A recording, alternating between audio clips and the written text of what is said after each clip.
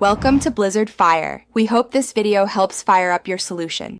You begin by verifying the physical gear and system default so Teams has audio to use.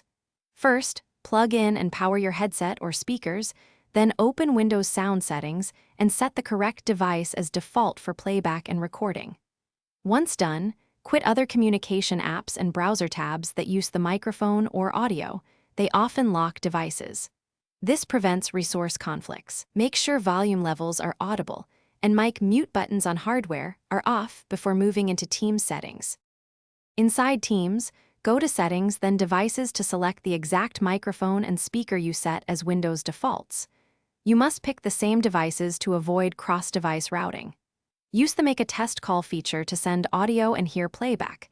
This shows if input or output are muted or too low. While testing, adjust microphone sensitivity and speaker volume. Toggle noise suppression as needed. These changes align Teams processing with your hardware, so sound becomes consistent and clear. To finish, restart Teams and, if necessary, reboot your computer so driver changes take effect. This often resolves lingering device locks. Make sure your audio drivers and the Teams app are updated because mismatches cause failures. If sound still fails, swap USB ports, try a different headset, or use the built-in mic to isolate hardware faults. Key troubleshooting tip: if one device works in Windows but not in Teams, reinstall Teams or clear its cache. This usually fixes lingering configuration corruption. Thanks for watching. If you found this helpful, don't forget to like and subscribe.